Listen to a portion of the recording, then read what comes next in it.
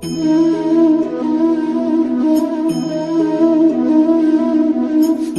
Students, केम छो बधाय मजामां?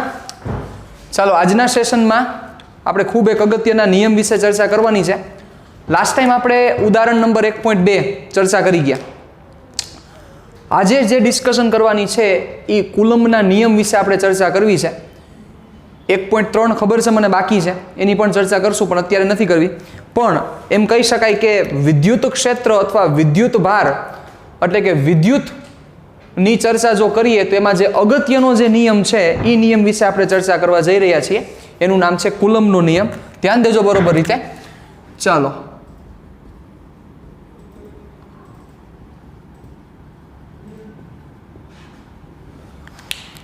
Charles Augustine the coulomb નામના સાયન્ટિસ્ટે બે બિંદુવત વિદ્યુત ભારો વચ્ચે કેટલું બળ લાગશે એ બળની કિંમત મેળવી. કોને? તો કે કુલમ્બ નામના સાયન્ટિસ્ટે. કે એ બે વચ્ચે કેટલું બળ લાગવું જોઈએ, કેટલું બળ લાગતું હશે એની કિંમત મેળવી અને આખો નિયમ એને સાબિત કર્યો કે જેનું નામ આપવામાં આવ્યું કુલમ્બનો નિયમ. જેમ ન્યૂટન સાહેબે જે આખો નિયમ દીધો, ગુરુત્વાકર્ષણનો નિયમ આપ્યો કે બે બિંદુવત દળ ધરાવતા પદાર્થો હોય M1 અને M2, એમની વચ્ચે ડિસ્ટન્સ r જેટલું રહેલું હોય તો આમના વચ્ચે લાગતું આકર્ષી બળ કેટલું છે? Gm1 m2/r². તમે જાણો છો. એવી જ રીતે કુલમ્બ સાહેબે વિદ્યુત ભાર માટે આખો નિયમ આપ્યો. હવે શું નિયમ હતો? પહેલા હું એનું સ્ટેટમેન્ટ લખું છું, એને સમજીએ, એ નિયમ વિશે ડિસ્કશન કરીએ અને પછી કુલમ્બ સાહેબ એ નિયમ ઉપર કેવી રીતે પહોંચ્યા એની પણ આપણે ચર્ચા કરીશું, પણ એ પછી ચર્ચા કરીશું. ચાલો ધ્યાન રાખજો બરોબર. સ્ટેટમેન્ટ કંઈક આવું છે: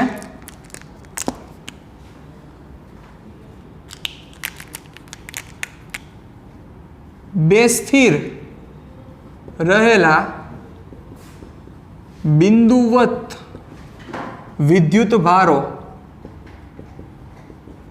વચ્ચે લાગતું બળ એ તે કયું બળ? તો કે વિદ્યુત બળ. લાગતું વિદ્યુત બળ એ તે બે બિંદુવત વિદ્યુત ભારોના મૂલ્યોના ગુણાકારના સમપ્રમાણમાં અને તેમની વચ્ચેના અંતરના વર્ગના વ્યસ્ત પ્રમાણમાં હોય છે. શું કીધું સાહેબ? સાંભળો બરોબર રીતે. બે સ્થિર રહેલા બિંદુવત વિદ્યુત ભારો વચ્ચે લાગતું વિદ્યુત બળ એટલે કે બે સ્થિર રહેલા બિંદુવત વિદ્યુત ભારો, મતલબ કે આપણે સ્થિર વિદ્યુત ભારોની ચર્ચા કરવાની છે, કારણ કે સ્થિત વિદ્યુત શાસ્ત્ર જાણો છો તમે. તો એમાં આપણે ક્યાંય ગતિમાન વિદ્યુત ભારોની ક્યાંય ચર્ચા કરવાના નથી. એની પણ ચર્ચા કરશું, પણ ચેપ્ટર નંબર 3માં. અત્યારે એમાં ક્યાંય ચર્ચામાં પડવાના નથી આપણે. તો બે સ્થિર રહેલા બિંદુવત વિદ્યુત ભારો, ચાલો સપોઝ આ Q1 અને આ Q2, બે સ્થિર રહેલા બિંદુવત વિદ્યુત ભારો. પાછો પ્રશ્ન થશે કે સર બિંદુવત વિદ્યુત ભાર એટલે શું? તો કે બિંદુવત વિદ્યુત ભાર કોને કહેવાય એ વિશે પણ આપણે ચર્ચા કરીએ. આ બંને વિદ્યુત ભારો વચ્ચેનું અંતર કેટલું છે? તો કે r. તો આ બંને બિંદુવત વિદ્યુત ભારો છે, આમની વચ્ચે કેટલું બળ લાગશે? બે પ્રકારના બળ લાગી શકે છે, તમે જાણો છો. સજાતીય હશે તો અપાકર્ષી બળ અને વિજાતીય હશે તો આકર્ષી બળ. You know very well that. તો આ Q1 અને Q2 વચ્ચે જે બળ લાગે છે એ બળની કિંમત કેટલી? તો શું કીધું કે વચ્ચે લાગતું વિદ્યુત બળ એ તે બે બિંદુવત વિદ્યુત ભારોના મૂલ્યોના ગુણાકારના સમપ્રમાણમાં અને તેમની વચ્ચે રહેલા અંતરના વર્ગના વ્યસ્ત પ્રમાણમાં જોવા મળે છે. એટલે આ બંને વિદ્યુત ભારો વચ્ચે જે વિદ્યુત બળ લાગે છે એ બળનું મૂલ્ય એટલે કે આપણે એને કહીએ F, એ F કોના સમપ્રમાણમાં છે? તો કે એ બંને વિદ્યુત ભારોના મૂલ્યોના ગુણાકારના સમપ્રમાણમાં, એટલે Q1 Q2 મૂલ્ય એટલે અહીંયા હું મોડ આપું છું. એટલે માઇનસ હશે તો તમારે શું કન્સિડર કરવાનું છે? પ્લસ કન્સિડર કરવાનું છે. એટલે એના મૂલ્યોના ગુણાકારના સમપ્રમાણમાં અને તેમની વચ્ચે રહેલું અંતર, તેમની વચ્ચે અંતર કેટલું છે? તો કે r જેટલું અંતર છે. તેમની વચ્ચે રહેલા અંતરના વર્ગના વ્યસ્ત પ્રમાણમાં, મતલબ કે F proportional two 1/r². Square શું કામ કર્યો? તો કે કીધું જ છે કે તેમની વચ્ચે રહેલું અંતર, ઈ અંતરનો વર્ગ, ઈ વર્ગનો વ્યસ્ત, એટલે 1/r². તો આ કુલમ સાહેબે પ્રાયોગિક રીતે આખી વસ્તુ મેળવી. કઈ રીતે ત્યાં પહોંચ્યા એની પણ આપણે ચર્ચા કરશું, પણ અત્યારે આપણે એમાં નથી પડવું. તો એ જે નિયમ આપ્યો એ નિયમ વિશે ચર્ચા કરી. તો બે સ્થિર બિંદુવત વિદ્યુત ભારો છે એમની વચ્ચે જે લાગતું વિદ્યુતીય બળ છે એ વિદ્યુત બળની કિંમત બંનેના મૂલ્યોના ગુણાકારના સમપ્રમાણમાં. મૂલ્ય મતલબ કે જો માઇનસ હશે તો આપણે એને કન્સિડર કરવાના છીએ પ્લસ, એટલે મેં અહીંયા માનાંક આપી દીધો, એટલે મોડ કરી નાખ્યો. અને તેમની વચ્ચે રહેલા અંતરના વર્ગના વ્યસ્ત પ્રમાણમાં જોવા મળે છે. હવે આ બંનેને ભેગા કરવામાં આવે તો શું થશે? ચાલો ધ્યાન દેજો બરોબર રીતે. આ બંનેને આપણે ભેગા કરીએ તો કંઈક આપણને આવું મળશે. Therefore F proportional to mod Q1 into Q2 upon r² થાય. F proportional to mod Q1 into Q2 upon r². Therefore F proportionality કાઢો એટલે કે સમપ્રમાણતા કાઢો તો સમપ્રમાણતાનો અચળાંક આવે યસ, તો એ અચળાંક અહીંયા છે K mod Q1 Q2 upon r². તો ખૂબ જ અગત્યનું સૂત્ર તમારી સામે પડેલું છે. F is equal to K Q1 Q2 upon r². પણ આ સૂત્રની ડિટેલમાં ડિસ્કશન કરતા પહેલા આપણને એ વસ્તુ ખબર હોવી જરૂરી છે કે સર બિંદુવત વિદ્યુત ભારો કોને કહેવાય? કોને આપણે બિંદુવત વિદ્યુત ભાર તરીકે કન્સિડર કરી શકીએ એ વસ્તુ ખબર હોવી જરૂરી છે.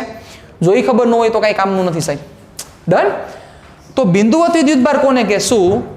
કે આ બે વિદ્યુત ભારો છે, આ વિદ્યુત ભારો વચ્ચેનું જે અંતર છે આ અંતરની સાપેક્ષે જો આ બંને વિદ્યુત ભારોના પરિમાણોને અવગણી શકાય, મતલબ કે આ બંને જે વિદ્યુત ભારો છે એમની વચ્ચેનું જે અંતર છે, r જેટલું અંતર છે એની સાપેક્ષે આ બંનેના પરિમાણ શું કરી શકાય? અવગણી શકાય. તો આ Q1 અને Q2 ને કેના સ્વરૂપે લઈ શકાય? બિંદુવત લઈ શકાય. યાદ કરો સુરેખ પથ પર ગતિ ચેપ્ટર નંબર 3 ધોરણ નંબર 11 એમાં તમે બિંદુવત ક્યારે લઈ શકાય, કણ સ્વરૂપે ક્યારે લઈ શકાય એની બે સંકલ્પના ભણ્યા હતા. એમાંની આ બીજી સંકલ્પના છે સાહેબ કે જ્યારે બે પદાર્થ વચ્ચેના અંતરની સાપેક્ષે આ અંતર એવડું મોટું હોય કે આના પરિમાણ કાંઈ મતલબ કરતા નથી, એટલે કે આ કેટલો લાંબો છે, કેટલો પહોળો છે, કેટલો ઊંચો છે મતલબ કરતા નથી, કે આ અંતરની સાપેક્ષે તમે આને બિંદુ જ ધારી શકો. કારણ કે બિંદુ એનો મતલબ એવો થાય કે એને એકેય પ્રકારના પરિમાણ નથી. તો ત્યારે આ Q1 અને Q2 ને શું લઈ શકાય? બિંદુવત વિદ્યુત ભારો લઈ શકાય. તો એ વસ્તુ પહેલા આપણે અહીંયા મેન્શન કરી દેવામાં તમને લખી દઉં કે બિંદુવત વિદ્યુત ભાર ક્યારે લઈ શકાશે. તો એ વસ્તુ આપણે લખી નાખીએ. જ્યારે બે વિદ્યુત ભારો વચ્ચેના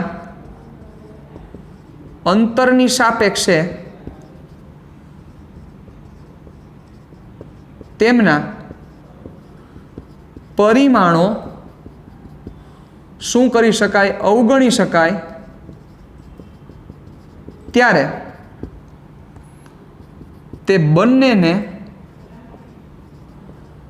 બિંદુવત વિદ્યુત ભાર લઈ શકાય. ઓકે, તો ત્યારે બંનેને તમે શું લઈ શકો છો? બિંદુવત વિદ્યુત ભાર લઈ શકાય. ખાસ આ વસ્તુની તમારે નોંધ રાખવાની છે સાહેબ. ડન? ચાલો, આમાં ક્યાંય લોચા થાય એવું જોજો ખાસ. ચાલો, તો હવે આ વસ્તુને આપણે આગળ વધારીએ. તો આ બંને બિંદુવત વિદ્યુત ભાર છે, એટલે બીજી વસ્તુ એ પણ યાદ રાખો, કુલમનો નિયમ માત્ર ને માત્ર બિંદુવત વિદ્યુત ભારો માટે સાચો છે.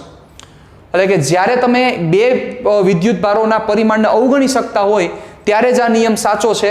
બાકી આ નિયમ લાગુ નહીં પડે. બાકી શું લાગુ પડશે એ આવશે ત્યારે ભણશું, અત્યારે માં પડવું નથી આપણે. ચાલો, હવે પાછા અહીંયા આવી જાઓ. શું થશે? કે પાછો પ્રશ્ન થશે કે સર આ કે કઈ બલાનું નામ છે? કે ને સમપ્રમાણતાનો અચળાંક એટલે કે અહીંયા કે ને કુલંબ અચળાંક કહેવામાં આવે છે. શું કહેવામાં આવે છે? કે ને કુલંબ અચળાંક.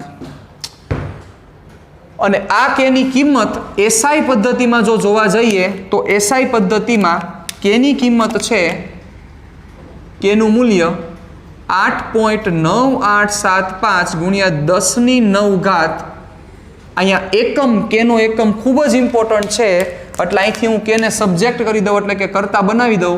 તો K ઇઝ ઇક્વલ ટુ શું થશે? FR² upon Q1 into Q2. કે ઇઝ ઇક્વલ ટુ શું થશે FR સ્ક્વેર ના છેદમાં Q1 ઇન્ટુ Q2. અહીંથી આનો એકમ બનાવી લો કારણ કે એકમ ખૂબ જ ઇમ્પોર્ટન્ટ છે આપણા માટે. તો શું થશે એકમ વિચારો ચાલો.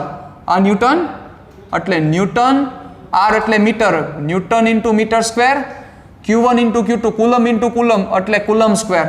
તો શું એકમ થયો સાહેબ? ખૂબ જ અગત્યનો એકમ થયો. F એટલે ન્યૂટન, R એટલે મીટર, એનો સ્ક્વેર છે એટલે ન્યૂટન ઇન્ટુ મીટર સ્ક્વેર ના છેદમાં કુલમ ઇન્ટુ કુલમ એટલે કુલમ સ્ક્વેર. એટલે થશે ન્યૂટન મીટર સ્ક્વેર પર કુલમ સ્ક્વેર. આ એકમ ખાસ મગજમાં તમારે ક્લિયર કરીને રાખવાનો છે. આને સારી રીતે હજી દેખાડીએ તો 8.9875 છે એટલે એને એપ્રોક્સિમેટ 9 લખી શકાય. 9 ગુણ્યા 10⁹ ન્યૂટન મીટર સ્ક્વેર પર કુલમ સ્ક્વેર. આ કેની કિંમત થઈ કે જે કિંમત તમારે ખાસ ખાસ ખાસ યાદ રાખવાની છે. આમાં જરાય મિસ્ટેક ન થાય, ધ્યાન રાખજો કારણ કે ખૂબ જ આનું કામ લાગશે. બીજી વસ્તુ તો કે આ બંને વચ્ચે જે આપણે વિદ્યુત ભારોની ચર્ચા કરેલી છે આ બંનેને આપણે ક્યાં મૂકેલા છે તો કે શૂન્યાવકાશમાં રાખેલા છે.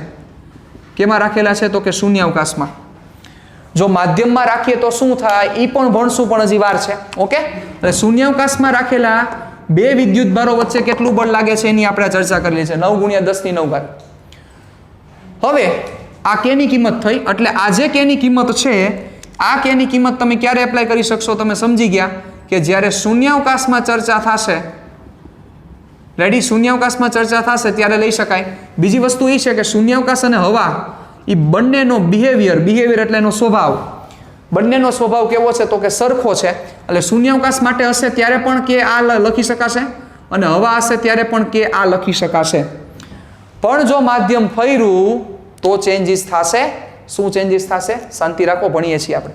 ચાલો, તો 9 ગુણ્યા 10⁹ સાથે સાથે કેનું MLT પણ એટલું જ ઇમ્પોર્ટન્ટ છે. એ MLT આવડવું જરૂરી છે. તો કેનું MLT પણ આપણે અહીંથી ફાઇન્ડ કરી લઈએ. ચાલો, શું થશે કેનું MLT? કેનું MLT ન્યૂટન મીટર સ્ક્વેર પર કુલમ સ્ક્વેર. ન્યૂટનનું શું થશે MLT કયો જોઈ?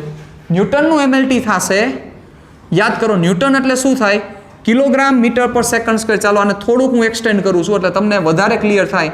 આપણે એકમ આ જ યાદ રાખશું પણ અત્યારે MLT બનાવવા માટે હું આને એક્સટેન્ડ કરું છું. અહીંયા જ લખું. ચાલો, તો શું થશે? કેનો એકમ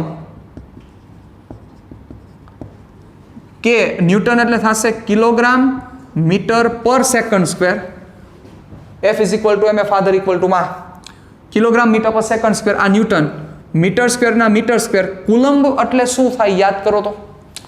કુલંબ એટલે થાય એમ્પિયર ઇન્ટુ સેકન્ડ. જો યાદ હોય તો એટલે એમ્પિયર ઇન્ટુ સેકન્ડ નો -2 પાવર. એટલે ભેગું કરો એટલે થશે કુલંબ મીટરનો આ કાંઈ ન હોય તો 1 પાવર, 2 બીજા એટલે 3 કુલંબ મીટર ક્યુબ. સેકન્ડની કેટલી ઘાત થશે જોવો જોઈએ? સેકન્ડની -2. આ -2 બંનેને મળશે એટલે એમ્પિયરની -2 અને સેકન્ડની -2 બે ભેગું કરો તો કુલંબ મીટર ક્યુબ સેકન્ડની -4 એમ્પિયરની -2. ઓકે, ચાલો હવે એકમ તમારું MLT બની જશે. વિચારો, ઇઝીલી તમે MLT બનાવી શકશો. શું થશે? કે ઇઝ ઇક્વલ ટુ પેલા દળ એટલે m1, લેન્થ કેટલી થશે તો કે 3 ઘાત છે એટલે L3, સમય કેટલો આવશે t ની -4 અને એનો કેટલો પાવર? -2 પાવર. આ MLT કે જે તમારા માટે ખૂબ ઇમ્પોર્ટન્ટ છે. હું એમ નથી કહેતો કે તમે આ MLT યાદ રાખો. MLT યાદ ન રાખવાના હોય સાહેબ, MLT બનાવવાના હોય. કારણ કે આવા કેટલાય MLT આવે તો તમે આ યાદ ન રાખી શકો. પણ એ બનાવતા આવડવું જોઈએ તમને. અહીંથી આ વસ્તુ અહીંયા સુધી તમે પહોંચી શકવા જોઈએ. એટલે આ વસ્તુ ખાસ મગજમાં રાખવાની છે. ક્લિયર? ડન? તો કે નો MLT, કે નો એકમ, બધી વસ્તુ ખબર હોવી જોઈએ. કેને શું કહેવાય તો કે કુલંબ અચળાંક કહેવાય. અને આફ્ટર ઓલ આ જે વેલ્યુ છે, આ જે બળ છે, આ બળનું સૂત્ર K Q1 Q2/R² આપણને પરફેક્ટ રીતે ખ્યાલ હોવો જરૂરી છે. રેડી? એમાં ક્યાંય લોચા થવા જોઈએ નહીં. ચાલો, તો હવે અહીંથી થોડુંક આગળ વધીએ. તો હવેની ડિસ્કશનને થોડીક આગળ વધારીએ તો શું થશે? ધ્યાન રાખજો બરોબર. કેને હજી એક સ્વરૂપે લખવામાં આવે છે K ઇઝ ઇક્વલ ટુ 1/4πε0. નવો આવ્યો એકમ જોવો જોઈએ. શું છે આ? આને કહેવાય ε0. શું વાંચશો? ε0. અથવા 0 નો બોલો તો ε0 આવું પણ બોલી શકાય. ઇંગ્લિશમાં 0 ને ઘણીવાર નોટ પણ બોલે છે.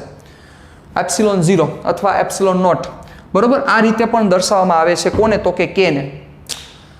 હવે પાછો પ્રશ્ન થશે કે સર આ કઈ બલાનું નામ છે? આ બલા વિશે આપણે ચર્ચા કરીશું, પણ વિદ્યુત ક્ષેત્ર સમજાઈ જશે એના પછી આ બલા વિશે ચર્ચા કરીશું. હવે આને કહેવાય શું, આનો એકમ શું થાય, આનું સૂત્ર શું થાય, એ બધી આપણે ચર્ચા કરી લઈએ. એ તો અહીંયા થઈ જશે. એપ્સિલોન 0, આ એપ્સિલોન 0 ને કહેવાશે શૂન્યાવકાશની પરમિટિવિટી. શું કહેવાશે? શૂન્યાવકાશની પરમિટિવિટી. શું કહેવાશે? એપ્સિલોન નોટ ને શૂન્યાવકાશની પરમિટિવિટી. કારણ કે આપણે જે આ બધી ચર્ચા કરી રહ્યા છીએ ક્યાં ચર્ચા છે? શૂન્યાવકાશમાં ચર્ચા છે. એટલે શૂન્યાવકાશની પરમિટિવિટી આને કહેવાશે. પ્રશ્ન થશે કે સર આની value, what is the value of the epsilon not?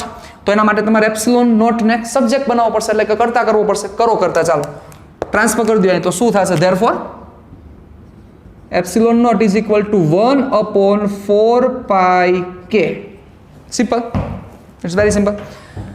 પાટલી બદલ કરી, સમજી ગયા તમે? એપ્સિલોન નોટ ને અહીંયા જવા દીધો, કે ને અહીંયા આવવા દીધો. તો epsilon naught is equal to 1/4 pi K. કે ની કિંમત તમને ખબર છે, વેલ્યુ મૂકો એટલે આપણો આન્સર આવી જશે. ચાલો ધ્યાન રાખજો બરોબર રીતે. આને ઉડાડી દઉં છું હવે, કારણ કે આપણે ઓલરેડી એ લખી નાખ્યું. ચાલો, તો એમાં વેલ્યુ મૂકો તમે એટલે શું તમારો આન્સર થશે જોજો બરોબર રીતે.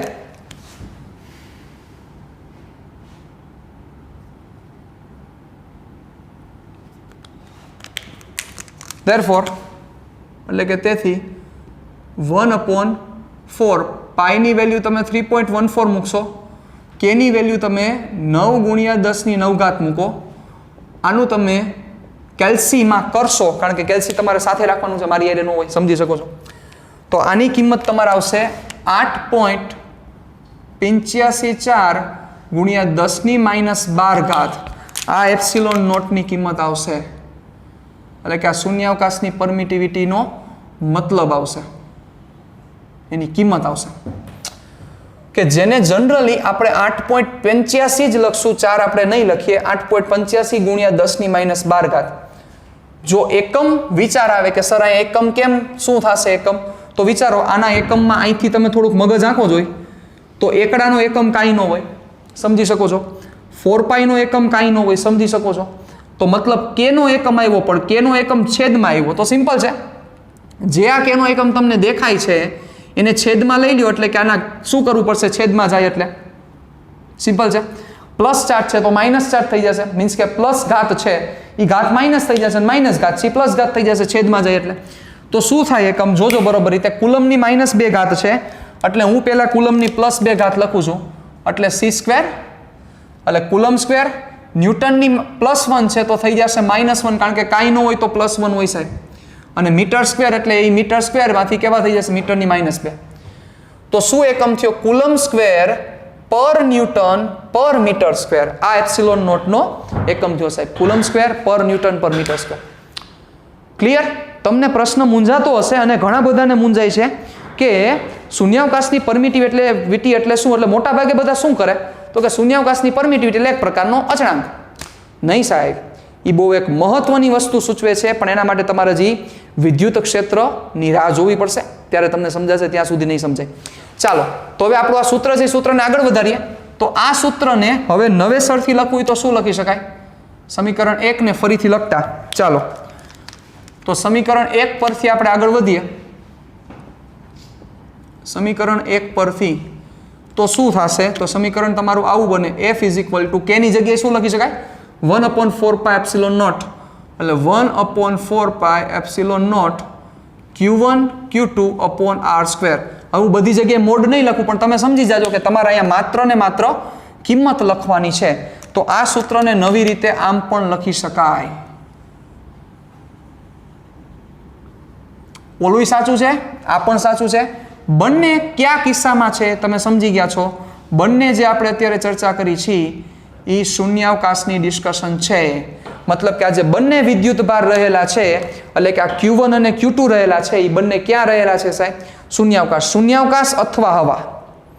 ડન? Got it? ક્લિયર? ચાલો, હવે અહીં ધ્યાન દેજો. તમને એમ થશે કે સર આમાં કેટલા પ્રકારના ફોર્સ છે, તો તમે સમજો જ છો 2 પ્રકારના ફોર્સ છે.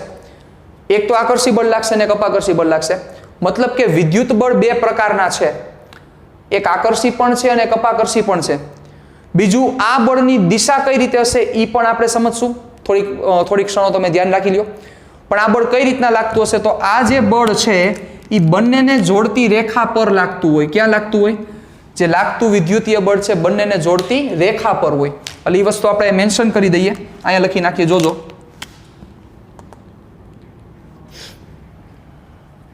અહીંયા લખી નાખીએ, ચાલો, અહીંયા મસ્ત જગ્યા છે. આ બળ બંનેને જોડતી રેખા પર જોવા મળે છે. બીજી વસ્તુ એક સમજવાની ઈ છે કે ગુરુત્વાકર્ષણ સાથે કમ્પેરિઝન કરો જોઈએ થોડીક, તો વધારે તમને આનંદ આવશે.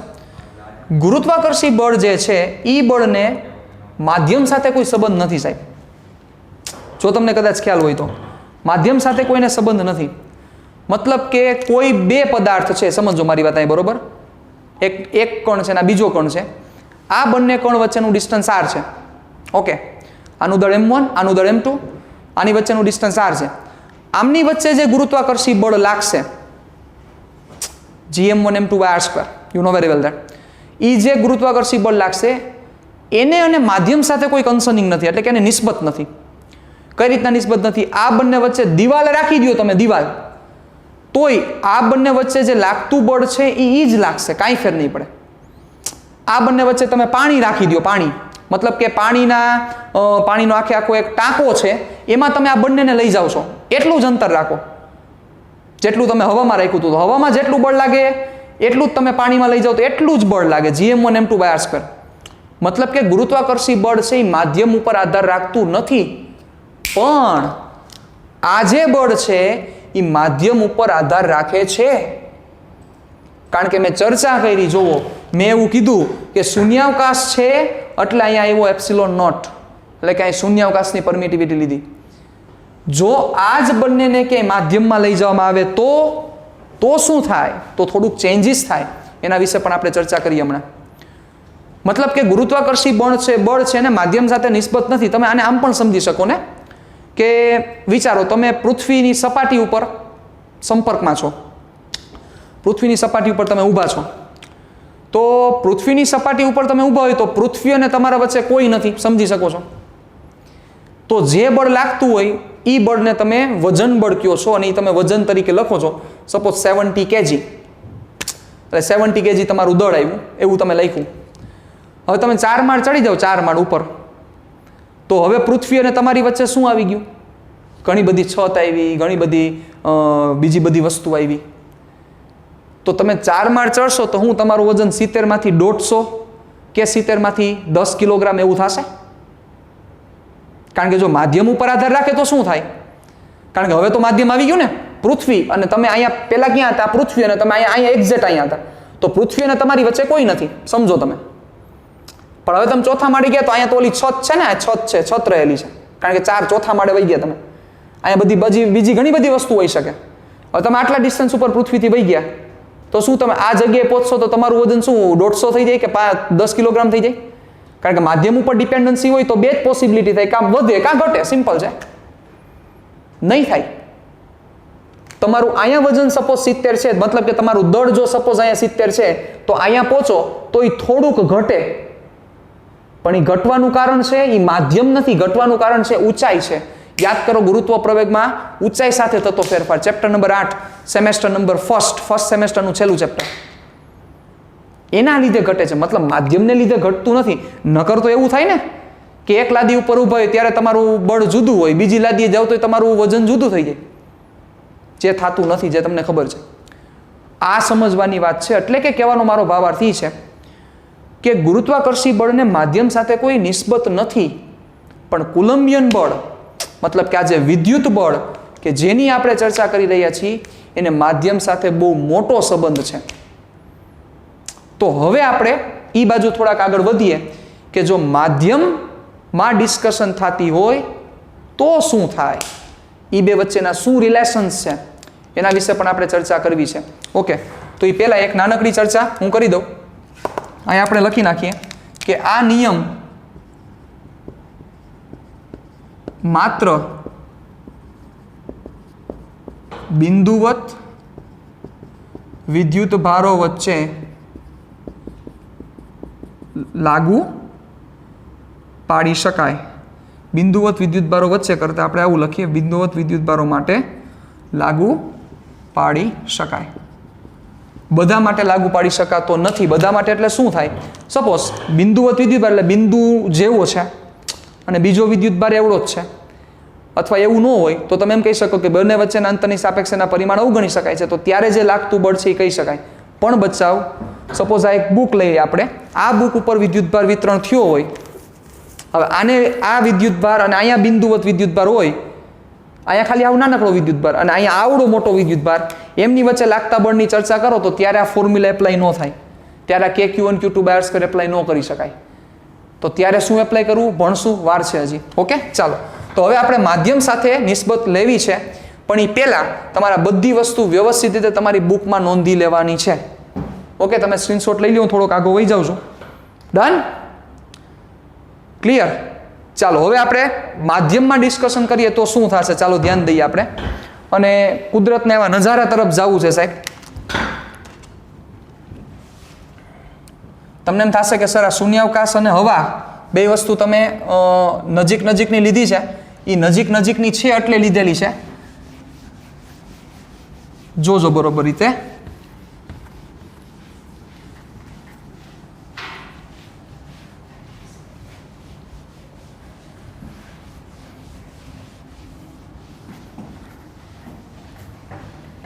બધી વસ્તુ યાદ રાખવાની છે તમારે.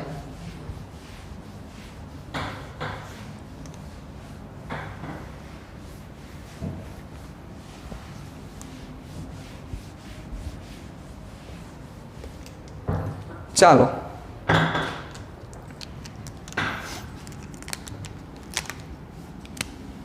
સ્ટાર્ટિંગ આપણે અહીંથી કર્યું. Q1 Q2 બંને વચ્ચેનું ડિસ્ટન્સ R, તો એમની વચ્ચે લાગતું બળ શું કર્યું આપણે? F = 1/4πε0 Q1 Q2 R². Ready? ક્યાં ચર્ચા છે? બધી ચર્ચા હવા અથવા શૂન્યાવકાશમાં આપણે ચર્ચા કરી રહ્યા છીએ. હવા અથવા શૂન્યાવકાશના ડિસ્કશન છે. હવે શું કરવાનું છે? તો કે હવે આ બંનેને, આ જે અરેન્જમેન્ટ છે એટલે કે જે આ વ્યવસ્થા રાખેલી છે, આ બંનેને સીધા ડૂબાડી દો ટાંકામાં. સીધા ટાંકામાં ડૂબાડી દો. મતલબ કે આપણે માધ્યમમાં વહી જવાનું છે ને માધ્યમની ચર્ચા આપણે કરવાની છે. તો એનો મતલબ શું થયો? ટાંકામાં ડૂબાડી દીધા એટલે બંનેને સીધા ટાંકામાં. આ જ અરેન્જમેન્ટ, કાંઈ ફેર જ નથી કરવાનો. ડિસ્ટન્સ એ E, Q1 Q2 ની કિંમત એ E, એને સીધા માધ્યમમાં મૂકી દેવાના છે. તો એ માધ્યમ હું દોરું તમારી સામે, જોજો. સપોઝ આ માધ્યમ છે, હાલો આ માધ્યમમાં આપણે એને ડૂબાડી દીધા. ઓકે, આ માધ્યમ એટલે કે ફૂલ્લી ફિલ્ડ એટલે Q1 અને Q2 ની વચ્ચે બધી જગ્યાએ માધ્યમ જ છે. આમ એવું નહીં કે વચ્ચે થોડીક જગ્યા હોય પછી પાછી હવા હોય, એમ નહીં. બંને વચ્ચે આખે આખો આમ સમજી લો ને, Q1 ને Q2 આ બંનેને આપણે ક્યાં ડૂબાડી દીધા? સીધા પાણીમાં જ જવા દીધા. પાણીમાં અથવા કેરોસીનમાં અથવા કોઈ માધ્યમમાં, તમને મન થાય એ માધ્યમમાં લઈ જાઓ. પણ જે અરેન્જમેન્ટ છે ને ફેરવવાની નથી. Q1 અને Q2 ને હવામાં તમે જેટલા ડિસ્ટન્સે રાખેલા છે એ જ Q1 અને Q2 બંનેને તમારે કેમાં નાખી દેવાના છે? સીધા માધ્યમમાં જવા દો. તો શું થશે એની ચર્ચા કરી છે આપણે. Got it? ડન? ચાલો જોજો. તો હવે આ Q1 અને Q2 ને હું માધ્યમમાં ખેંચી લઉં, એટલે આ Q1 ને ખેંચી લઈએ આપણે આ જગ્યાએ. આ Q1 અને આ Q2 એને આપણે લઈ લઈએ આ જગ્યાએ. એટલું જ ડિસ્ટન્સ સાહેબ, કાંઈ ફેરફાર નથી કરવાનો.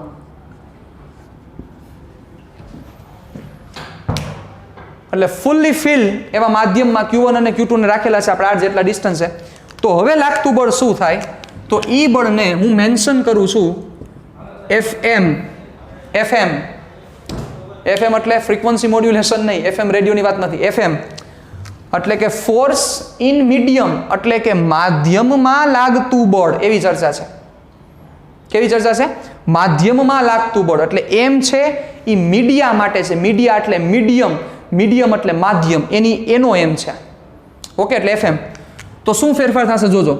1/4π, હવે અહીંયા એપ્સિલોન નોટ નો આવે, કારણ કે એપ્સિલોન નોટ ક્યારે આવે? શૂન્યાવકાશ હોય ત્યારે. હવે આ શું છે? માધ્યમ. માધ્યમ છે તો માધ્યમની પરમિટિવિટી દેખાડવા માટે માત્ર ને માત્ર તમારે એપ્સિલોન કરવાનો છે. માત્ર ને માત્ર એપ્સિલોન. શૂન્યાવકાશ હોય તો તમારે શું દર્શાવવાનું છે? Epsilon naught. પણ જો ખાલી માધ્યમની ચર્ચા કરતો હોય તો તમારે એપ્સિલોન ખાલી દેખાડવાનું છે. બાકી બધું same, copy to copy. Q1 Q2 upon r². તમને એમ થશે કે સર એપ્સિલોનનો મતલબ શું છે? લખી દઉં છું. એપ્સિલોનનો મતલબ થશે માધ્યમની પરમિટિવિટી. શું થશે એપ્સિલોનનો મતલબ? માધ્યમની પરમિટિવિટી. ક્લિયર? ડન? ઓકે, વાંધા વચકા પ્રોબ્લેમ? ચાલો, એટલે જ્યારે શૂન્યાવકાશ હોય ત્યારે એપ્સિલોન નોટ દેખાડશું અને માધ્યમ હશે ત્યારે એપ્સિલોન દેખાડશું. તમને એવો પ્રશ્ન થશે કે સર એપ્સિલોનની વેલ્યુ શું થાય? એ માધ્યમે ચેન્જ થાય. પણ આપણે શૂન્યાવકાશની જ યાદ રાખવાની છે, માધ્યમની આપણે યાદ રાખવાની થતી નથી. કારણ કે માધ્યમ બદલે એમ એપ્સિલોનની વેલ્યુ બદલશે. તેવા કેટલા માધ્યમની યાદ રાખી શકશું? નથી રાખવાની. ઓકે, ચાલો હવે આપણે આગળ વધીએ. તો હવે મારે આ બંને વચ્ચેનો રિલેશન ફાઇન્ડ કરવાનો થાય છે. આ બંને વચ્ચેનો રિલેશન જોજો બરોબર રીતે. આને આપણે આપી દઈએ સમીકરણ નંબર 1, ઇક્વેશન નંબર 1. આને દઈ દઉં છું ઇક્વેશન નંબર 2. ચાલો,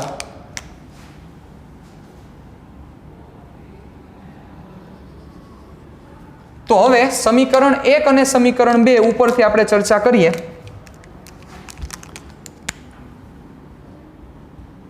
સમીકરણ 1 ભાગ્યા સમીકરણ 2 લેતા, સમીકરણ 1 ભાગ્યા સમીકરણ 2 લેતા વ્યવહારે થતું જ કરવાનું છે. તો શું થશે? ચાલો ધ્યાન રાખજો બરોબર. f ના છેદમાં fm ઇઝ ઇક્વલ ટુ, ચાલો હવે તમે થોડાક મોટા થઈ ગયા છો. 10માંથી 11મું પતી ગયું છે અને 12માં થોડાક લેક્ચર ભણી ગયા છો, મોટા થઈ ગયા છો એટલે કોમન સીધું ઉડાડો. લાંબી માથાકૂટ નથી કરવી આપણે. ચાલો આ બંનેમાં ગુણોત્તર લ્યો છો Q1 Q2 અને r². Q1 Q2 અને r² કટ. સાથે જુઓ એક કટ એ કરવાનું જ હોય. 4π બંને પાસે છે જુઓ કટ. તો વધશે શું? f પાસે વિચારો. ચાલો f પાસે શું વધશે? Q1 Q2 r² Q1 Q2 r² વયા ગયા. 1/4π વહી ગયા. તો f પાસે વધશે 1/ε0. એટલે 1/ε0. અને fm પાસે શું વધશે? fm પાસે વધશે, આ વહી ગયું 1/4π વહી ગયા, વધશે 1/ε. ક્લિયર? ચાલો વધુ આગળ તો શું થશે? છેદનો છેદ અંશમાં અને અંશનો છેદ છેદમાં, એટલે ε/ε0. therefore f/fm. ચાલો, તો આજે ε/ε0 આવ્યા, આનો મતલબ શું થાય? તો કે માધ્યમની પરમિટિવિટી ના છેદમાં શૂન્યાવકાશની પરમિટિવિટી થાય આવું કે નહીં? માધ્યમની પરમિટિવિટીના છેદમાં શૂન્યાવકાશની પરમિટિવિટી. તો આ જે ટર્મ છે આ ટર્મને એપ્સિલોન r વડે રિપ્રેઝન્ટ કરવામાં આવે. કેવી રીતે? Epsilon r. તો હવે આ એપ્સિલોન r નો મતલબ શું છે? પાછો નવો પ્રશ્ન જ ગયો. હવે આ વખતે આ બધું નવું જ આવે છે. એપ્સિલોન r, આ એપ્સિલોન r ને સાપેક્ષ પરમિટિવિટી કહેવાય સાહેબ. સાપેક્ષ પરમિટિવિટી. હા, r ફોર રિલેટિવ. એટલે ઇંગ્લિશ તમે બોલ્યા જ છો, ઇંગ્લિશમાં આવું કહેવાય રિલેટિવ પરમિટિવિટી. રિલેટિવ એટલે સાપેક્ષ. તમને થશે કે સર કોની સાપેક્ષ? યસ, દેખાય જ છે શૂન્યાવકાશની સાપેક્ષ પરમિટિવિટી. એટલે એપ્સિલોન નોટ તો બધે આવવાનો જ છે, પણ ઉપર જે માધ્યમ છે પરશે. પાણી હશે તો એનો એપ્સિલોન આવે, કેરોસીન હશે તો એનો એપ્સિલોન આવે, બીજું કોઈ માધ્યમ હોય તો એનો એપ્સિલોન આવે. એટલે શૂન્યાવકાશની સાપેક્ષ પરમિટિવિટી એટલે છેદમાં શૂન્યાવકાશની પરમિટિવિટી, ઉપર માધ્યમની પરમિટિવિટી, એને કહેવાય રિલેટિવ પરમિટિવિટી એટલે કે સાપેક્ષ પરમિટિવિટી. પરમિટિવિટી શબ્દ બોલવામાં પણ ધ્યાન રાખજો, સમજવામાં તો એવો જ ઇન્ટરેસ્ટિંગ છે. 15 થી 17 મિનિટ થશે એક વર્ડને સમજવા માટે, કારણ કે એ જ સાચું ફિઝિક્સ છે. માર્ક્સ આવી જાય એટલે ફિઝિક્સ આવડે એવું જરાય મગજમાં ન રાખતા. ઓકે, ચાલો આ એપ્સિલોન r. હવે આ એપ્સિલોન જે r છે, એપ્સિલોન r તમે જે લખેલો છે, આને કહેવાય છે ડાઇલેક્ટ્રિક અચળાંક. શું કહેવાય? ડાઇલેક્ટ્રિક અચળાંક, કે જેને k વડે દેખાડવામાં આવે છે. કેના વડે દેખાડવામાં આવે છે? k વડે. નવું નામ આવ્યું છે, પાછું નવું નામ. ડાઇલેક્ટ્રિક અચળાંક. તો સાહેબ હું આ કે છે ઈ આ કે છે ક્યાં ગયો કે કેવાયો ગયો? કુલમના નિયમનો કે છે આ? નહીં. કુલમના નિયમમાં કે આવ્યો તો સાહેબ ઈ કે આ નથી, ઈ તો કુલમનો અચળાંક છે અને આ ડાઇલેક્ટ્રિક અચળાંક છે. એટલે આ કે છે ઈ કે કેપિટલ કે છે આમ જોવા જાવ તો, અને ઓલો કે છે સ્મોલ કે છે. એટલે તમે સપોઝ કેમાં તમે નાનું મોટું કરી નાખો તો ફેર નથી પડતો, પણ યાદ રાખવાનું કે અહીંયા જે મેં કે લીધો છે એ ડાઇલેક્ટ્રિક અચળાંકનો કે છે અને વાજે કે લીધો છે એ કુલમના અચળાંકનો કે છે. એટલે આ કેની કિંમત પાછી 9 × 10⁹ ન થાય, મગજમાં રાખજો. પણ ઓલા કેની કિંમત 9 × 10⁹ થાય, આ પણ મગજમાં રાખજો. હા થાય. એટલે ઓલો એકમ રહિત નહોતો, હું કેવા જતો ત્યાં તમે કહી દીધું આ એકમ રહિત સાથે. શું કામ એકમ રહિત થાય વિચારો. આ વ્યાખ્યાયિત કઈ રીતે થયો? Epsilon R. એપ્સિલોન આર કઈ રીતે વ્યાખ્યાયિત થયું? માધ્યમની પરમિટિવિટીના છેદમાં શૂન્યાવકાશની પરમિટિવિટી. તો થોડોક મગજ આંકો તો એપ્સિલોન આર નો એકમ શું થશે? કારણ કે એપ્સિલોન આર વ્યાખ્યાયિત કઈ રીતે થયું છે એનું સૂત્ર લખીને તમને દઉં તો વધારે તમને આનંદ આવશે. એપ્સિલોન આર વ્યાખ્યાયિત થયું છે એપ્સિલોનના છેદમાં એપ્સિલોન નોટ. તો ઉપર એપ્સિલોનનો એકમ આવે, છેદમાં એપ્સિલોન નોટનો એકમ આવે, બંનેના એકમ સરખા જ હોય સાહેબ, તો ઉડે નહીં. કેટલાક લોકો છે ને સાહેબ એવું માને હા મીટરના છેદમાં મીટર એટલે ઉડ્યા. એકમ કોઈ દી ઉડે નહીં, કારણ કે મીટર એકું મીટર ન થાય. મીટરના પાડા ન હોય, મીટર કોઈ ચલ નથી, મીટર રાશિ છે. એટલે રાશિના પરિમાણ વધઘટ થાય. તમે એવું બોલી શકો કે આ પરિમાણ રહિત છે, પણ તમે આવું ન બોલી શકો કે નીચે મીટર સ્ક્વેર ને ઉપર મીટર સ્ક્વેર ઉડાડ નાખો. ઉડે નહીં સાહેબ. એટલે આમ ચોકડી ન લાગે. આ ચોકડી મારો એનો મતલબ તમને હજી ફિઝિક્સ નથી આવડતું. આ ચોકડી ન લાગે, કારણ કે ચોકડી મારી એનો મતલબ શું થયો? તમે એમ કીધું કે આ તો એક ચલ છે, આ ચલ જોડો છે, આ તો રાશિ છે, રાશિનો એકમ છે, એ એકમના પાવર અપડાઉન થાય. એટલે તમે આને આવું કહી શકો કે આનો પાવર 0, એ સાચી વાત છે, પણ આમ ઉડાડવાના નહીં. એટલે આપણે એને શું કહેશું? એકમ રહિત. એકમ રહિત હોય તો એના પરિમાણ રહિત હોય, કારણ કે એકમ ન હોય તો પરિમાણ ન હોય સાહેબ. તો હવે આનો જો પરિમાણ વિશે ચર્ચા કરી, હવે એપ્સિલોન આર નો મતલબ કે જ છે ને સાહેબ, જોઈ લ્યો તો. હા ઈ જ છે. લઈ લ્યો કે લઈ લ્યો આગળ હાલો માર્કેટમાં. એટલે કે નો એકમ એ કેવો થયો? એકમ રહિત.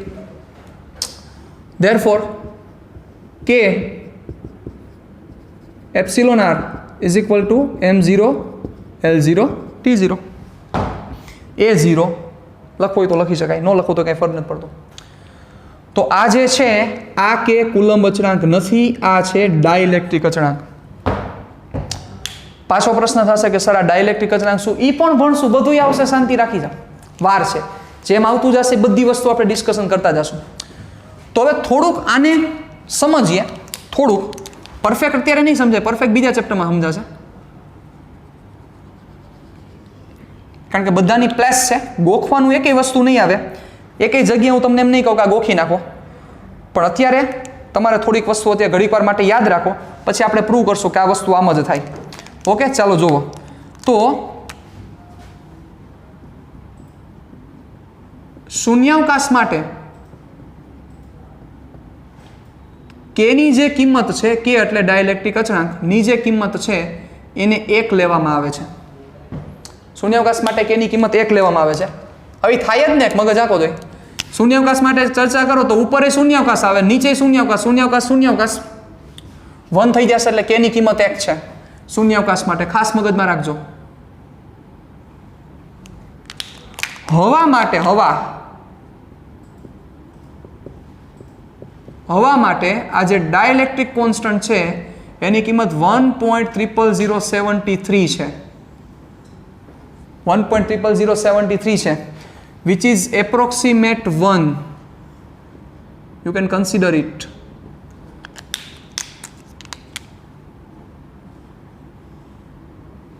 તો સાહેબ વિચારો, એક એવી અનુભૂતિ હું તમને કરાવીશ ચેપ્ટર નંબર 2 માં, અત્યારે નહીં કરાવી શકું, કે સાહેબ આ હવાનું મિક્સચર કુદરતે કેવું તાકાતવાળું બનાવ્યું છે કે જે શૂન્યાવકાશની જેમ જ બિહેવ કરે છે. k is equal two 1, શૂન્યાવકાશનું 1, k is equal two 1. શૂન્યાવકાશનો મતલબ કાંઈ નથી, હવાનો મતલબ બધુંય છે તેમ છતાં કાંઈ નથી એની જેમ બિહેવ કરે છે સાહેબ હવા. બધુંય છે તેમ છતાં જેની પાસે કાંઈ નથી એનો જે ગુણધર્મ છે એવો ગુણધર્મ હવા ધરાવે છે. આ સમજવાની વાત છે, આ ફિઝિક્સ છે. પણ હજી ડિટેલમાં ડિસ્કશન કરશું ચેપ્ટર નંબર 2 માં, અત્યારે એમાં નથી પડતા. ચાલો વધી આગળ. હવે બીજા કોઈ પણ માધ્યમ માટે કે જે તમારે ખાસ યાદ રાખવું પડશે બચ્ચાઓ, બીજા કોઈ પણ માધ્યમ માટે એટલે કે શૂન્યાવકાશ અને હવા સિવાય કેની કિંમત ગ્રેટર ધેન 1 હોય, સ્ટ્રિક્ટલી ગ્રેટર ધેન 1 હોય. તમે પાણી લઈ લ્યો, કેરોસીન લઈ લ્યો, ટર્પેન્ટાઇન લઈ લ્યો, મન થાય માધ્યમ લઈ લ્યો, બધા માટે કેની કિંમત ગ્રેટર ધેન 1 થાય. હજી એક વસ્તુ એના પછી આપણે કન્સિડર કરીએ સુવાહકો માટે.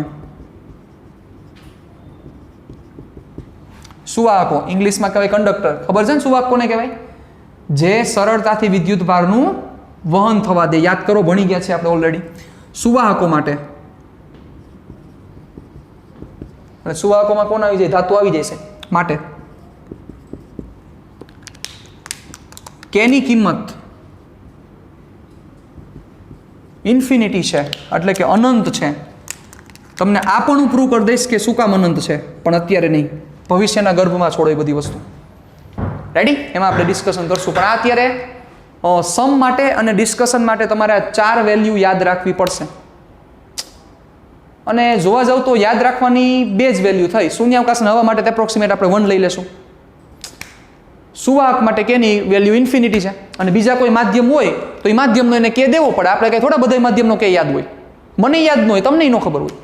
ઓકે, એટલે જરાય મૂંઝાવાનું નથી. પણ હજી એક અહીંથી ડિસ્કશન બાકી છે. ચલો અહીંથી આપણે આગળ વધીએ છીએ, જોજો બરોબર રીતે. ચાલો તો હવે આપણે કામ કરીએ. તમને આવું મળ્યું? કેવું મળ્યું? આવું F/Fm = K. આ તમને મળ્યું. તો હવે અહીંથી હું FM ને સબ્જેક્ટ કરી દઉં, એટલે કે કરતા બનાવવું. આ બંનેની પાટલી મારે બદલાવી છે. આ બંનેની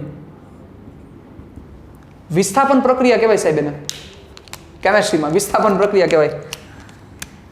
તો થશે આવું Fm = F/K. આના ઉપરથી સાહેબ ખૂબ અગત્યનો એક MCQ પૂછાઈ શકે 1 માર્કમાં. Fm = F/K.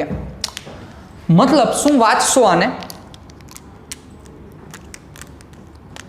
કે 2 વિદ્યુત ભારો કે જે માધ્યમમાં રહેલા છે એમની વચ્ચે લાગતું વિદ્યુત બળ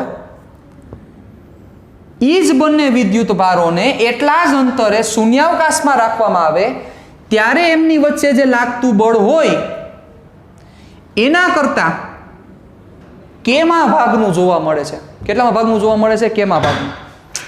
મતલબ 2 વિદ્યુત ભારોને તમે માધ્યમમાં રાખી દીધા, આ રાખી દીધા, જે ડિસ્ટન્સ રાખ્યું છે એ જ ડિસ્ટન્સ માધ્યમમાં રાખ્યા, ત્યારે એમની વચ્ચે જે બળ લાગે, એટલે કે માધ્યમમાં રાખો ત્યારે જે બળ લાગે એ Fm, એ બળની કિંમત કોના જેટલી છે? આ જ બંને વિદ્યુત ભારને આટલા જ અંતરે શૂન્યાવકાશમાં લઈ જાઓ.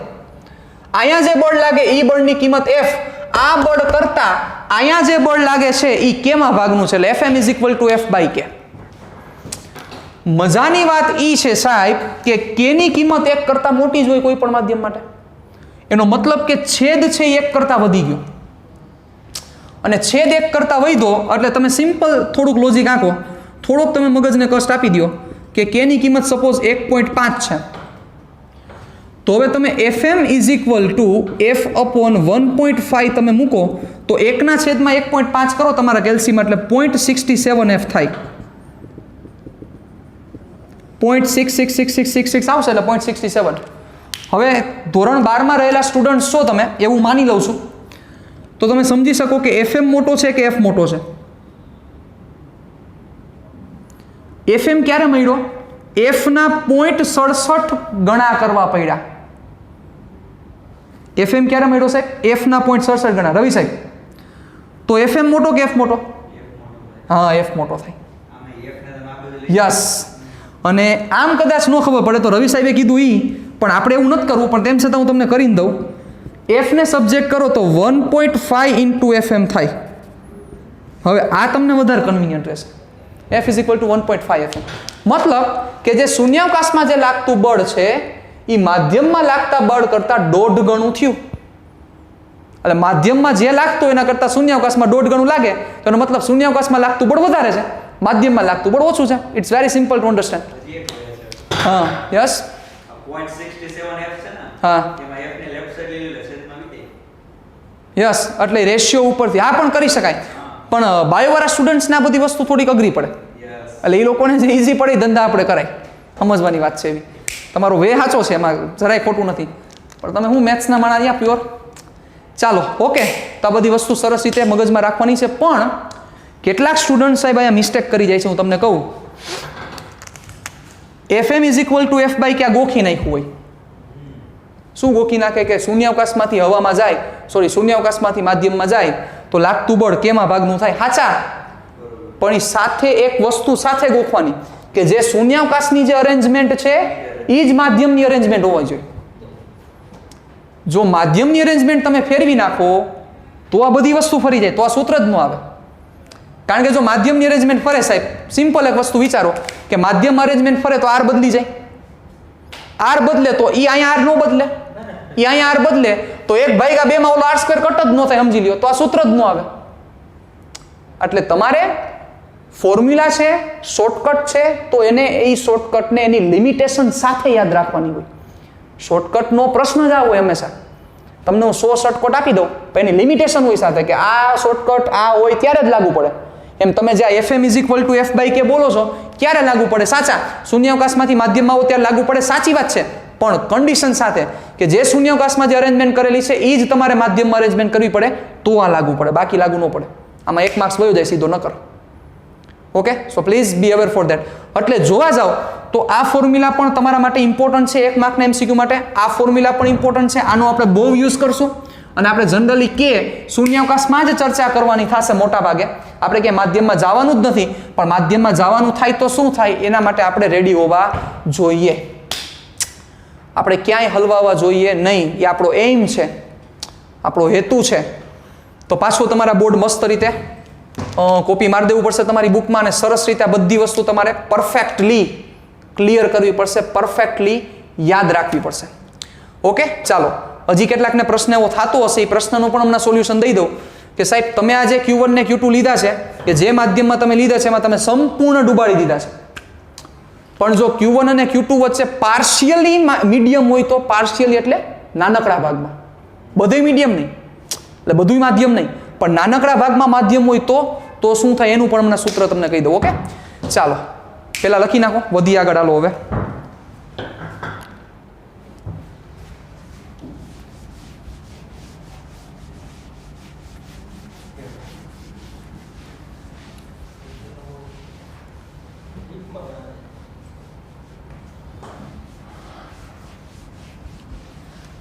સાહેબ આ ફિઝિક્સ છે, આ કઈ સોશિયલ સાયન્સ થોડું છે.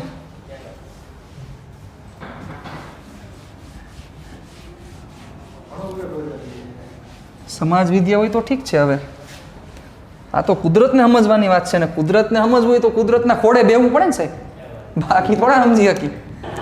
હાલો, yes, we were discussing about the partial medium between 2 point like charges. What will be the value of the force between 2 point like charges? Gujarati બોલી જાઓ, શાંતિ રાખી જાઓ.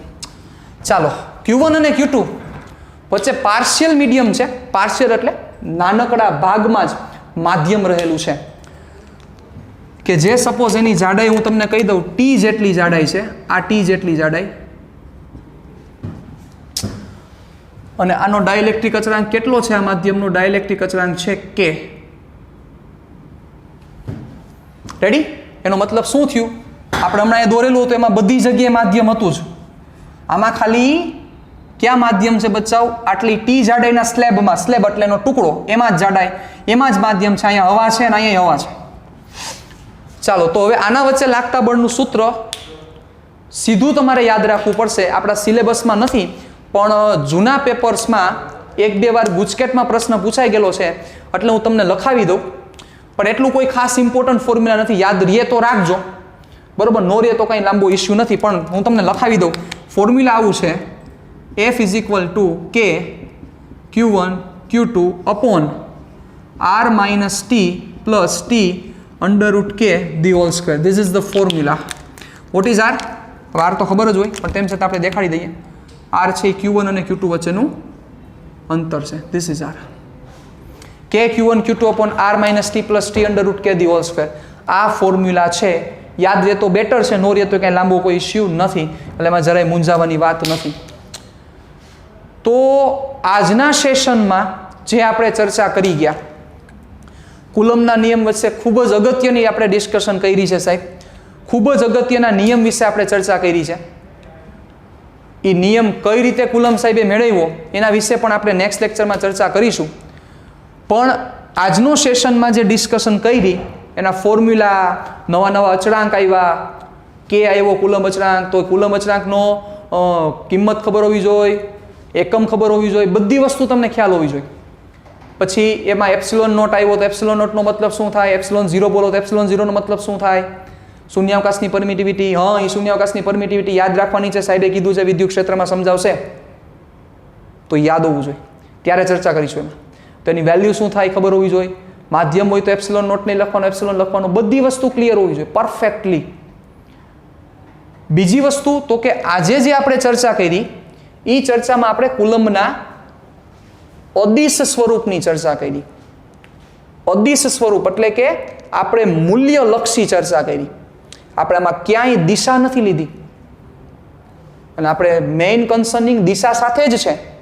એટલે કે સદિશ સ્વરૂપની ક્યાંય ચર્ચા કરી નથી. દિશા શું થાય એના વિશે કાંઈ ચર્ચા કરી નથી. આપણે ચર્ચા કરવાના છીએ, વાર છે. પણ હજી એક વસ્તુ તમને કહી દઉં, પછી આપણે આજના સેશનને વિરામ આપીએ. કે વિશે જે આપણે ચર્ચા કરી, કેનો એકમ કયો કે બચ્ચા કુલમ અચળાંકની વાત છે. હવે લખી દઉં અત્યારે અહીંયા, ડાયલેક્ટ્રિક અચળાંકની વાત નથી કરતા, કે કુલમ અચળાંકની વાત છે. કેનું આપણે સૂત્ર મેળવ્યું 9 × 10⁹ ન્યૂટન મીટર સ્ક્વેર પર કુલમ સ્ક્વેર. ઓકે, આ જે એનો એકમ હતો એ એસઆઈ પદ્ધતિમાં એકમ હતો. આ જે એકમ છે એને એસઆઈમાં કિંમત આ થાય. પણ જો સીજીએસ એકમમાં જઈએ, કેનો સીજીએસ એકમ શું થાય, તો કેના સીજીએસ એકમમાં કેની કિંમત 1 થાય, ખાલી 1. પ્રૂવ કરી દો તમને, ચાલો ધ્યાન રાખો. તો સીજીએસ એકમમાં શું થશે, ધ્યાન રાખજો બરોબર રીતે. 9 × 10⁹, પહેલા ન્યૂટનને એક્સપાન્ડ કરી દો, kilogram metre per second square, metre square. કુલમનો સીજીએસ એકમ તમને યાદ હોવો જોઈએ સાહેબ. મેં તમને સમજાવ્યું હતું કે વિદ્યુત ભારને સીજીએસ એકમમાં શું લેવામાં આવે છે. જો તમને યાદ હોય તો, નથી યાદ તો તમને લખી દઉં. હર વખતે આવું નહીં કરું, પણ સ્ટાર્ટિંગ છે એટલે હું તમને લખી દઉં છું. 3 × 10⁹ ESU, ઇલેક્ટ્રોસ્ટેટિક યુનિટ. આ એનો કયો એકમ છે, સીજીએસ એકમ છે. ESU સીજીએસ એકમ છે. ઓકે, ચાલો. તો હવે બચ્ચાઓ સીજીએસ એકમમાં જવું હોય તો કિલોગ્રામને તમારે ગ્રામમાં ફેરવવા પડે, મીટરને સેન્ટીમીટરમાં ફેરવવું પડશે, અને કુલમને ESUમાં ફેરવવું પડશે. તો બસ સિમ્પલ છે, બધી વસ્તુ આપણને આવડે છે. તો શું થાય, 9 × 10⁹ કિલોગ્રામ એટલે 1000 ગ્રામ, એટલે 10⁻³ ગ્રામ કિલોગ્રામની જગ્યાએ લખી શકાય. એવી જ રીતે મીટર, તો મીટરની 3 ઘાત છે સાહેબ. તો 1 મીટર એટલે 100 સેન્ટીમીટર, એટલે 10⁻² સેન્ટીમીટર. પણ ઘાત કેટલી લેવી પડશે મારે, કમ્પલસરી 3 ઘાત. ઓકે, સેકન્ડ તો સેકન્ડ જ રહેશે, એમાં કંઈ ફેરફાર નહીં થાય. પણ કુલમ, યસ કુલમ છેદમાં છે, તો આપણે એને છેદમાં લઈ લઈએ. શું કામ છેદમાં છે, -2 પાવર છે જુઓ, એટલે છેદમાં છે એટલે કુલમ, 1 કુલમની જગ્યાએ લખી શકાય. તો શું થશે, 3 × 10⁻³ ESU શું કરવો પડશે, સ્ક્વેર. સિમ્પલ છે, ક્લિયર.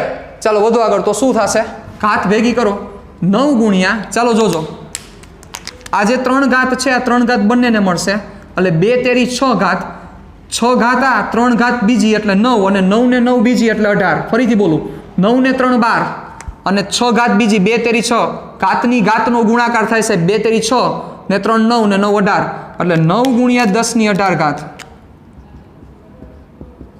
ચાલો એકમ ભેગા કરો, ગ્રામ સેન્ટીમીટર ક્યુબ સેકન્ડ ઇનવર્સ 2 3² 9 × 10⁻². આ 2 ઘાત આને પણ મળશે, એટલે 10⁻18 ESU નો સ્ક્વેર. 9 કેન્સલ, 10 ની 18 કેન્સલ, એટલે શું થશે 1. જે મેં કીધું હતું કે k ની કિંમત 1 છે, પણ એકમ લખીએ આપણે, કારણ કે આ એકમની કોઈ ઇમ્પોર્ટન્સ નથી, એટલે એક એકમ લેવામાં આવે છે CGS-માં. કદાચ MCQ-માં ક્યાંક આવી જાય, ક્યાંક ભટકાઈ જાય તો તમને કામ લાગી જાય, એના માટે આ ચર્ચા કરેલી છે. Done, ready? તો આજના સેશનના અહીં વિરામ આપીએ છીએ. ટાટા બાય બાય, સિયા, ફિર મિલેંગે ચલતે ચલતે. Thank you very much.